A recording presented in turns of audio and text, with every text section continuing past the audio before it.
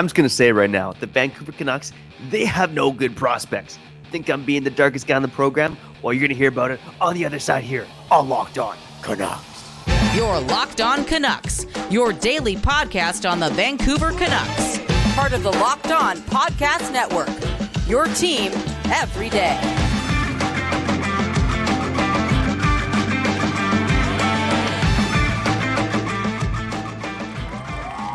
The darkest guy on the program is fired up, but hey, regardless, thanks for tuning in to this episode of Locked On Canucks. My name is Trevor Beggs, Canucks writer and part-time credentialed media member for Daily Hive Vancouver. Hey, I gotta tell you, make sure you go to birddogs.com/LockedOnNHL or enter promo code LockedOnNHL for a free water bottle with any order. You won't want to take your bird dogs off, we promise you.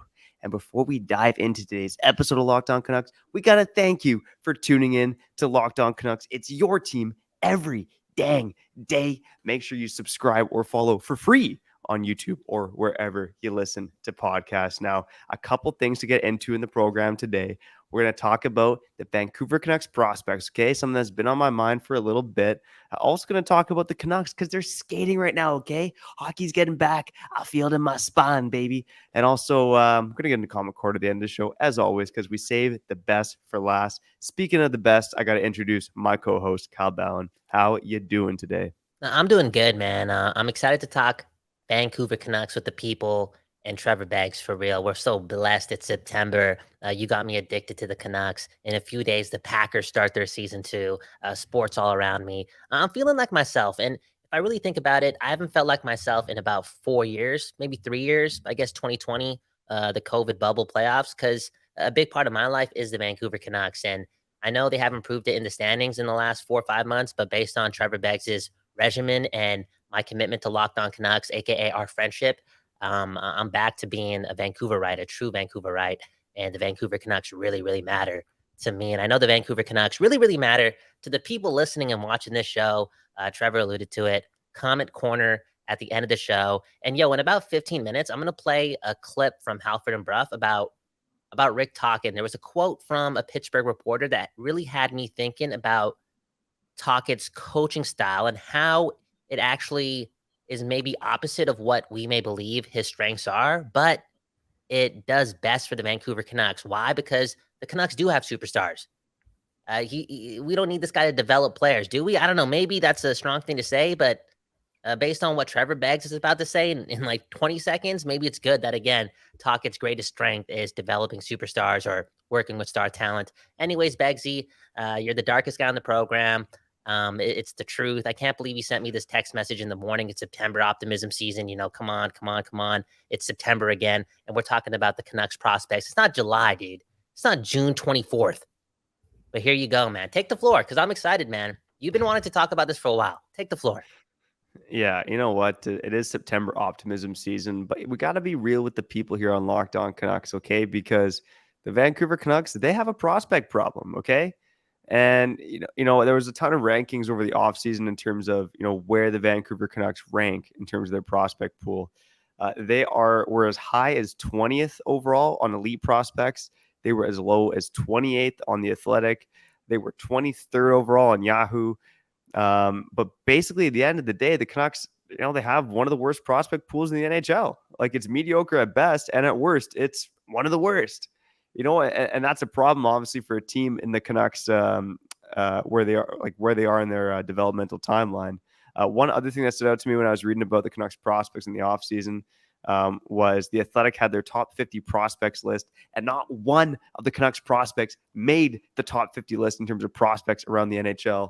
How is a team like the Canucks, who have basically been in a rebuilding, spinning their wheels mode for almost a decade now, they don't even have one prospect in the top 50 in the NHL?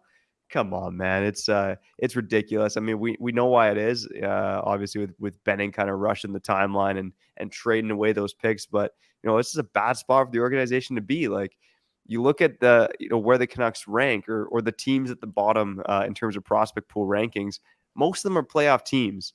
The only other non-playoff team from last season who popped up on these rankings was the Pittsburgh Penguins. I mean, I pretty much consider them a playoff team, right? They made the playoffs for 16 straight seasons before last year. And Elite Prospects actually had the Ottawa Senators down at 28th overall, Kyle. And I know that reminded me of the old days when we were podcasting on the old network. We talked about Pierre Dorion and Jim Benning being the two worst general managers in the NHL. And lo and behold, you got the Vancouver Canucks and the Ottawa Senators as teams that haven't made any noise recently and now apparently have two of the worst prospect pools in hockey. Yeah, and I guess on the Ottawa Senators note, a lot of their young players probably don't qualify as prospects anymore, but most of them are on the team. So the graduation process Yeah. has came to be, and they've traded a lot of picks too over the last like 2 years, it seems like as well. So I guess that ranking makes a lot of sense. The ranking for the Vancouver Canucks, based on your observation, is just it's the truth, first of all. But again, another reason why like we need to pray this year, yo. Trevor, close your eyes, okay? Let's pretend there's some meditation music behind us. Dear hockey gods, you know what? My grandma. Rest in peace to my grandma. She's up there, okay? Take care of my dreams. Take care of the city's dreams. And please allow a miracle to come to fruition. Because, Beggsy, you said it right there, right? For a team to have finished in the bottom half of the standings or the bottom third of the standings for years and years and years and years. And for them to come to a point where it's September 2023 and there's not even a lot of competition from the prospects. There's actually no, like Höglander and Podkolzin don't really qualify like that anymore, but there's no competition for a prospect to come save this team or to enter the fold and, compete for a spot. It's just weird. You don't really see this in sports. You see teams like the Vancouver Canucks actually be saved by a young guy. I guess on the other side of this, I'm not trying to flip flop too much, but we did mention it with the Senators. Like the Canucks' best players are still 23, 24 years old, Hughes and Pettersson. I know I'm just reaching here, but again, it is alarming. It is alarming that again, for a team to be where the Canucks have been in the standings, to not have that type of competition from a young prospect in training camp, and it makes this season matter even more. And we've been irrationally optimistic on the program. Me and Trevor just turned 30 years old, Trevor has a family, we're trying to be happier in this thing called life. And maybe us putting our spirit out there in the world will lead to more wins with the Vancouver Canucks. But if it doesn't, and this season does go to crap again, which there is a 50% chance, let's be real, let's be honest. I do think it's easy to think about this. And I've been saying this for years also, like, the Canucks could be like the next Cleveland Browns. They could be the New York Jets. No, for real. They could be. You call me the darkest guy. They could be like the Coyotes. They could be. They've been bad for 10 years. But if it doesn't turn around this year, dude, they could be bad for 15 to 20. And it's because of the rankings of the prospect system. It's a lot, man. A lot of pressure on the Vancouver Canucks this season, more than any other team in the National Hockey League. Yeah, and I will say I'm going to go a little glass half full here because I feel like I've really been filling the role of darkest guy on the program here. Mm-hmm. I think a lot of the teams ahead of the Canucks just have more surefire bets in terms of good prospects. I mean, I think if you look at the Canucks' top prospects right now, it's Tom Melander, Jonathan Lekkerimäki, Archer Silovs, Atu Ratu, right? Like to me, those are probably the top four prospects. But there is depth there, right? Like there are quite a few guys, like even in Abbotsford. Like Abbotsford's a pretty young, exciting team in a way, right? With like Linus Karlsson, Aiden McDonough, Daniil Klimovich, Arshdeep Bain. Shout out to Surrey. Again, you listen to Locked On Canucks. This is Surrey's Canucks number one show. prospect in the NHL right there, Arshdeep Bains, bro. For real. Let's scratch this episode. Restart it, bro. we got it wrong.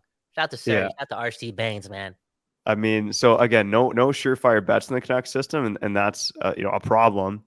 That being said, there's depth there. And, I think I'm setting out the challenge out there to those guys in their early 20s. Like I just mentioned, the McDonoughs, the Karlssons, the Klimoviches, the RSD Bains, one or two of those guys, like they need to step up for this team and just kind of play above what their trajectory is, right? Like more than just kind of a fourth line call-up option. So again, let's see if one of these guys can figure it out. And of course, this is Series Canucks show. My money is on RSD Bains to figure it out, buddy. Let's go. Hey, and that's a really good observation as well, Trevor. Like they may have that 20-year-old depth in their prospect pool. Like that's where they kind of shine. And maybe that's why elite prospects rank them at number 20.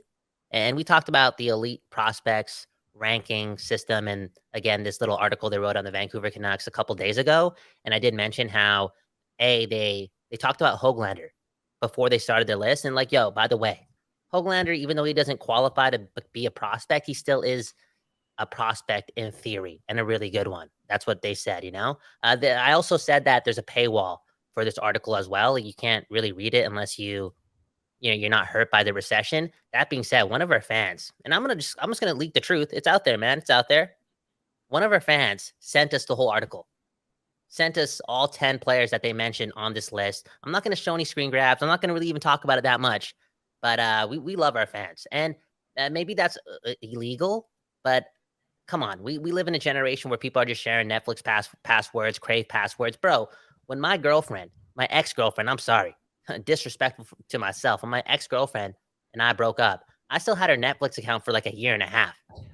I didn't tell her. She cheated on me, bro. I didn't let her know. That's what I was owed that. And then she kicked me out like a year and a half after. But yeah, I don't know where I'm going with this. But again, that depth that you talked about, the Arshdeepings, the McDonoughs, the Klimoviches, the Carlsons, maybe that's why the Canucks in the elite prospects' eyes are a little bit up there compared to other prospect evaluations around the NHL. Yeah, 100%. And let's get to the second segment here. I think maybe we'll call it Trevor's notes. Even though I might be stealing my notes from other people's notes, but I will kind of end off this segment by saying that one of those top prospects on the Canucks, the McDonough, the Carlson, the Baines, one of those guys could step through if they slap on the Birddogs, baby. Okay, because if you want to be one of the best looking guys out there, you gotta wear the Birddogs. Kyle and I, we're both getting older, we're getting grumpier, we're getting crustier. That's why we gotta slap on the Birddogs. Okay, true story. I was about to come to my job today. No, I dress nice for my job. Okay, you see, like if you're on YouTube, you see the nice white collar shirt. Dude, you're a Delph. You're a Delph. Some turquoise pants on right now. Trevor, you're a good looking dad, bro. You're a good looking dad. Yeah, I try my best. I try my best. But I'm telling you what, I wanted to come to work in Birddogs. I know, obviously, my clients, my coworkers would have been okay with it because I'd be looking sexy. But guess what? My wife wouldn't let me leave the house because I look too sexy when I'm wearing my Birddogs. Okay, so if you want to see what all the hype is about, make sure you go to birddogs.com/LockedOnNHL or enter promo code LockedOn. Oh, it's actually promo code LockedOn_X. Okay, at checkout for a free Birddogs water bottle with your order. That's birddogs.com/LockedOn_X for a free water bottle at checkout. You don't want to take your Birddogs off. We promise ya. Yo, what does the XXX stand for? They really doing the Locked On promo code like XXX, man. They really selling that whole sex thing. That's nice, no. Man. Sex sells. What? You got it wrong? I think I have to redo it. No, just add it right here, bro. It's all good. Okay. Good. You know what? Okay, later on in this ad read, it is Locked On NHL. Okay, it's Locked On NHL. Okay. There the you Locked go, On man. XXX is depending on the channel, so it is Locked On NHL. Okay, make sure you're supporting Locked On NHL, not one of those other leagues out there on the Locked On Network. Locked On NHL, baby. People, before we get back to the show, baby, I gotta tell you that new episodes of Locked On Canucks will be available wherever you stream podcasts and on YouTube at 4:20 p.m. for no reason at all, okay? New episodes every day at 4:20 p.m. Again, wherever you stream podcasts and on YouTube. Let's get back to the show.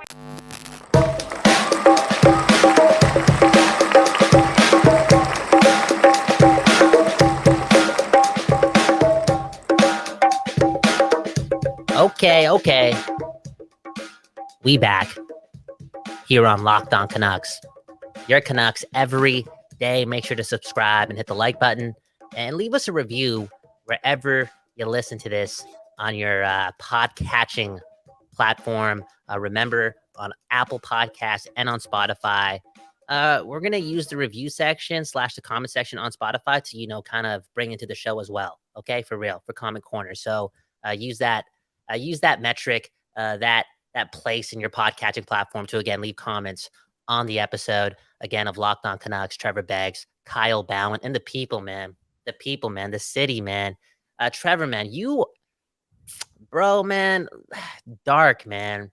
I thought I was going to be the darkest guy on the program, but right away, you just took the throne in March, starting with the Hronek trade. That being said, I think we do believe a lot. We do believe a lot. somehow, some way that the miracle is going to come to be for the Vancouver Canucks and meaningful games are going to be played from this roster, from this team for our city. And yeah, hope is dope. Hope is dope. The t-shirt, hope is dope, coming out soon. It matters, man. Hope is dope. Is there a more Vancouver shirt than that? I don't know. Hope is dope. The link in the bio will be presented in a couple of weeks. Again, Locked On Canucks, Kyle Bhawan, Trevor Beggs. Let's get into this, man. Trevor's notes, brought to you by Trevor. You're a nerd, bro. You're a nerd. You're always reaching, but that's why that's why we're lucky to have you. Okay, again on Locked On Canucks. Tucker Poolman, not at camp. It's kind of relative to what we're going to talk about later in the episode, and that's Tanner Pearson. But did you hear anything new on Tucker Poolman other than he's not showing up to camp? Like, how's he doing and whatnot? Yeah, it was just a report from Rick Dhaliwal saying that he won't be at camp and he's expected to start the season on LTIR. So not really much of an update other than that. Just get well soon to Tucker Poolman. Obviously, it's crazy what he's been through, right? Like, we're talking about 2 years. Like, he played 3 games last year. He was dealing with the concussion problems, the migraine issues the year before. So, yeah, man, just get well soon to Tucker Poolman. And also, get well soon to Tanner Pearson, but at least he's well to the point enough where he's skating on the ice, right? And not to steal the thunder from my notes, they are presented by you, but he made an appearance, we hear. Oh, well, let's get right to that because a lot of players have come back to Vancouver and they're starting early. And I got to say, I don't know if I'm right on this. Can somebody let us know in the comments below? But I'm hearing that like head coaches and whatnot are not allowed to be on the ice with the players yet. It's too early. There's maybe something in like the NHLPA and whatnot. So they had some other coaches who are still with the organization, but not on like the lead staff helping them run drills. And I just find that to be so stupid. So stupid. I know there's probably something with the union and whatnot and labor laws and blah, blah, blah. But that is just so stupid. So stupid. I think it's true. I think it's true because I heard Dash talk about it. But do you know more about this? I think it's because they want coaches to hit the ice with their teams all at the same time when training camp begins across the NHL on the same day. So I guess the thought is there's a competitive advantage, but also it's a slippery slope, right? If coaches can meet with the teams whenever, it's like what's stopping coaches from pushing guys to get together in mid-August. So it is a bit of protection for the players that, at least they do get an off season. Mind you, we're talking about NHL players at the top of the game. They got to train constantly throughout the summer. But I don't know, man. Maybe this is my issue. I sometimes see both sides of everything, and I kind of see the other side on this one, Kyle. What's the other side? Because like the other side is that it's a slippery slope, right? If there's no law, if there's no regulation in place, coaches could just demand their players to like meet up in like July. Like, you got to be here in July. We got to figure it out. You know what I mean? Like, okay, but like maybe maybe there should be a rule in place that you can't demand / get your way. But let's say players do want to show up a little early. These guys are adults, they want to be better hockey players. It's pretty miserable being a freaking bad hockey player on a bad hockey team in Vancouver. Maybe they want to come early. They should be able to, work with their head coach. It just leads to a better product too for the NHL. Yeah, I mean, I agree. I'd say it's stupid. As of September 1st, like, come on, just get the coaches on the ice. Let's go, baby. It's September, okay? Anyways, talk about some of the players that are on the ice. I feel as if most of them are there. Pettersson's not there yet. I don't even know if Hronik's there yet as well. Hronik is there. Oh, yep. He's there. Can you list the names? Yeah, I mean, there's over 30 guys. You want me to rip through all of them, or just kind of the big ones? No, just like whatever, man. Yeah, Andre Kuzmenko's on the ice, Beauvillier, Besser, Dakota Joshua, JT Miller, Nils Höglander, who he mentions on the ice. Pearson's on the ice, as you mentioned. Teddy Bluger, aka Teddy Gluger, glue guy there. Tristan Nielsen, aka Alex Burrows 2.0. Vasily Podkolzin on the ice as well. That's among the forwards. There's 10 defensemen as well. And 3 goalies, including all 3 of Demko, Martin, and Seelovs. Among the defensemen, like I said, Hronik. He's actually not on the ice today, but he was on the ice yesterday. Okay. A lot of the guys fighting for spots, though. It's like Carson Soucy, Tyler Myers are the big names. We also got Rathbone, Breezewa, Philip Johansson, Jet Wu, Matt Irwin, Noah Juleson, and 2 of the AHL guys, the great names, Alex Knock Leipert and Quinn Schmiemann. Damn, bro, you just went through all the names, man. I like it, man. Pretty much. I skipped a couple forwards, so I apologize to those guys. It's good that they're here early, man. Again, me and Trevor having that push-up competition at the end of the month, like, the Canucks have to They have to get off to a good start. They have to produce a miracle. And I think it's easier to produce a miracle when you're in better shape and you have your bros holding you accountable. Like, Trevor Beggs and I, we're holding each other accountable for real. We got to be in good shape here, man. We're getting old, bro. Trevor, you want to live till you're 75, 76? You still want to lay down the pipe at 37 years old the right way? You know what I'm saying? If you're out of shape, bro, you ain't laying down that pipe, bro. You know what I'm saying? You just busting out quickies. Anywho, Locked On Canucks, your Canucks every day. One more note before we get to that quote from the new coach.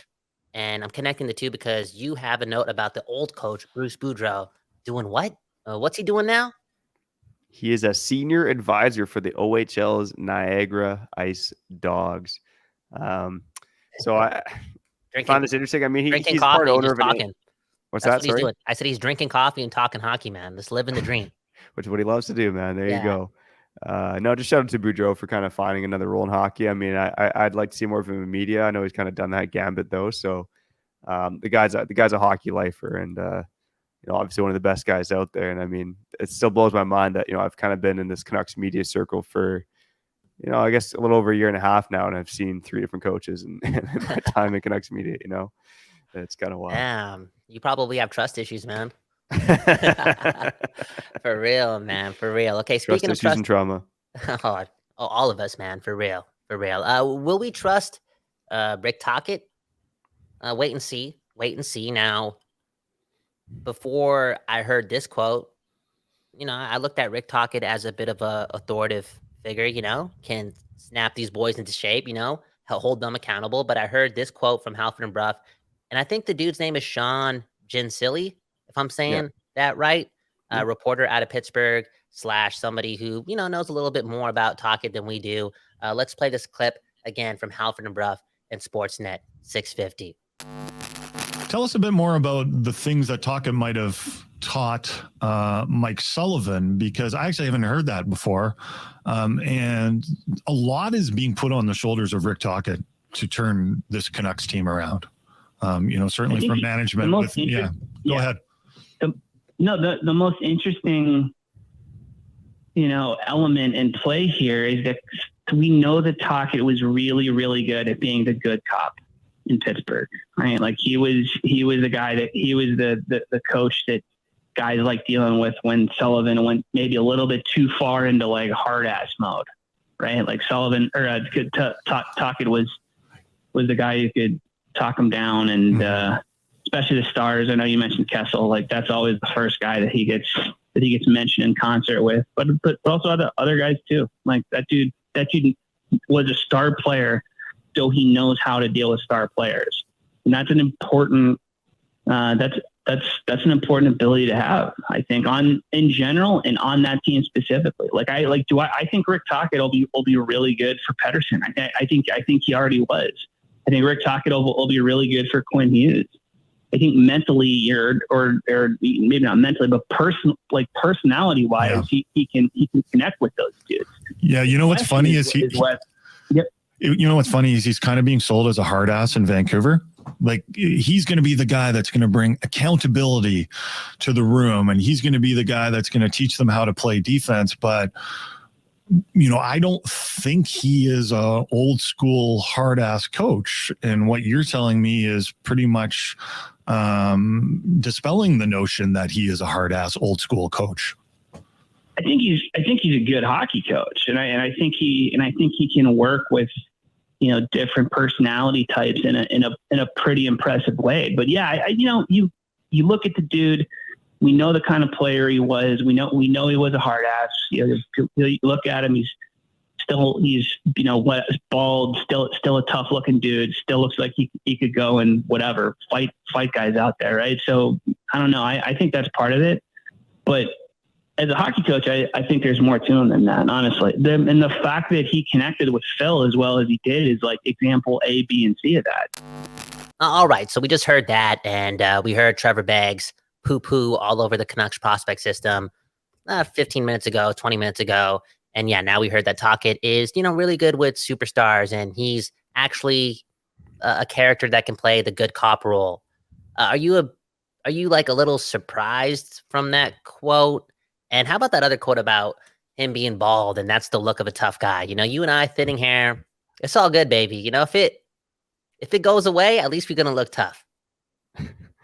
Yeah, so I'm surprised and I'm not surprised at the same time, if that makes sense. I mean, I'm surprised in the sense that I think people thought Talk was going to come in and be like the anti-Boudreau and be that hard ass that Sean Gentile is kind of referring to, or Jason Brough and Sean Gentile were kind of referring to.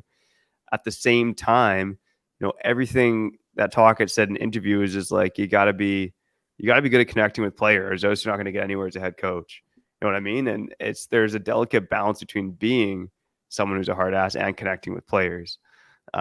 So I do think, Talk has been around the game a long time. He's seen a lot of different coaches.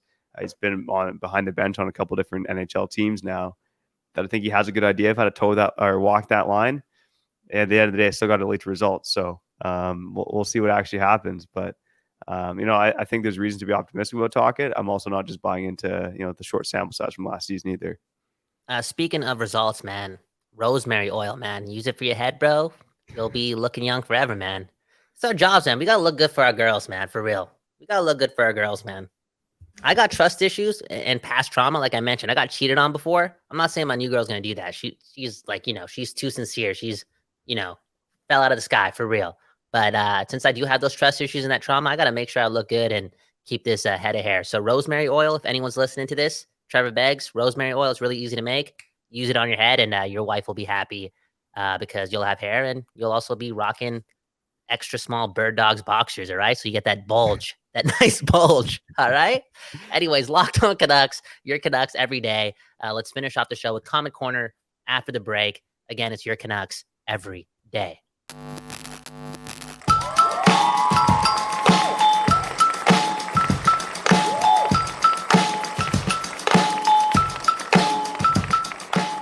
Okay, you're back. Another episode of Locked On Canucks, your Canucks every day. Beggsy, Bhawan, make sure to hit the subscribe button and the like button if you enjoyed the episode. And leave us a review wherever you stream this on your favorite podcatching platform. Before we get to Comment Corner, you know the deal. You got to do it with your friends. You got to do it with your brothers. You got to do it with your family members. How you doing, Beggsy? I'm tired, man, to be honest. I'm still catching up on sleep from coming back from Ottawa. I think I got like 3 hours sleep on Monday night with the kids on Eastern time and getting back late. So yeah, I caught up on a bit of sleep last night, but I still got a newborn. Okay. Like I say, that company, they're not sponsoring the show today, so I won't shut them out, but they're keeping me in it, man, on days where I'm lacking energy. Dude, I'm going to shout them out because I forgot to put the overlay on yesterday's episode, AG1. Okay. No, for real, man. It is what it is. Shout out to AG1 for keeping Beggsy happy when he's on 3 hours of sleep and a lot of crying, I guess, throughout the night because newborns are just tough sometimes. Is that happening? Like, is the new one calm, cool, collected, or is he, throwing tantrums? No, man. Henry's a little beauty. The only tantrum he threw was in the airplane bathroom on the flight home. Uh-oh. Dude, this he's only like 2.5 months old. But he didn't even fit on this like change table in the airport bathroom. So like every time he kicks his feet, his like head's up against the wall. I try to like angle him, and he still is like too big for him, man. And I know he's a chunky baby, but like, damn, 2.5 months old, he doesn't even fit on a change table, man. Like, what the heck's going on? I blame Air Canada for that one though. They're not sponsoring the show, so I can throw some shade their way. Are you like feeding him meatloaf already, or what? Grilled cheese sandwiches, or what? Just a big boy, a big boy. It is what it is. Just breast milk and cayenne peppers, buddy.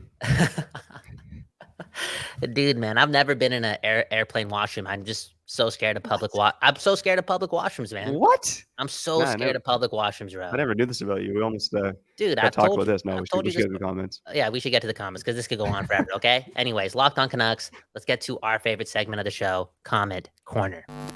Welcome to Comment Corner, powered by Paraphrasing. This comment is from our friend Brian. The league doesn't want the Canucks to win. We already have so many nice things. They think we don't need a cup. Name a place better in the world. Okay, thank you for the comment. Basically saying Vancouver, like anyone in life, right? You can't have it all. And we have the most beautiful things around us, the most beautiful everything. Beautiful people, beautiful scenery. The sushi's good. The pho is good. The ramen's good. The curry is good. The steak is good. You got what I'm saying? We just got everything here. The mountains, the trees, the water, the people. We can't have it all. That's why we're not winning a Stanley Cup / getting any luck, winning the lottery, blah, blah, blah, in the NHL. But if we're going to play the karma card, right, we got to look at the other side of things. Polarity. There's always two sides to things, right? And I've said it so many times on the program. If that's what you believe in, then you got to believe in the fact that since we as citizens, again, we're all Canucks. We're all Canucks. Since we burned down the city twice because we're a bunch of sore losers, maybe that's the reason. Maybe that's the reason we'll never win a Stanley Cup. Beggsy? No, I still disagree with that notion because I think the people who truly burn down the city aren't true Canucks fans. There's people looking to stir stuff up. And I'm going to stick by that till the day I die, man, okay? I knew so many people downtown for 2011 in Game 7 who were not Canucks fans. They just wanted to go for the party, you know? Which is fine. Like, go party. But there are definitely people down there that went to cause chaos that, weren't really true Canucks fans. That were Canucks fans. No, come on, dude. No, I don't. I'm not buying that notion. I will say in terms of like Vancouver not having nice things because we're a beautiful city, I don't know, look at the past Cup champions. Like, I don't know, I think Vegas is a nice city. Colorado's a beautiful city. Tampa Bay is a nice city. I know Boston, Chicago, never been. I heard those are great cities as well. LA? Oh, man. LA, yeah, 100%, right? So, dude. I think there's lots of nice cities that win Stanley Cup, so I don't really think there's a correlation there. That being said, Kyle, I know you and I were on a little vegetable adventure down at Spanish Banks, and we do live in one of the most beautiful cities in the world, man. So, maybe the commenter does have something, one little point there. No. He doesn't have a point. I think you just brought up all those other cities, and we love the comments. We love the people. We love the opinions. You're entitled to your own opinion. It is what it is. We're all Canucks. But I think you're wrong, too. Just based on, again, what Trevor Beggs just said at the end there. Speaking of the end, that's the end of this episode of Locked On Canucks, your team every day. Let us know how we did in the comments below. Actually, don't let us know how we did. What's the question of the day today, okay? What do you want people commenting on, okay? Tanner Pearson, the prospect pool. I'll let Beggsy think of the question. Sign us out. Oh, man, I would say what I want to know today is the Vancouver Canucks prospect pool as bad as everyone says? And then maybe you agree. Maybe there's a prospect on the Canucks you think is a bit of a dark horse. Tell us how you feel in the comments. But for now, shout out to those everydayers, the occasional listeners.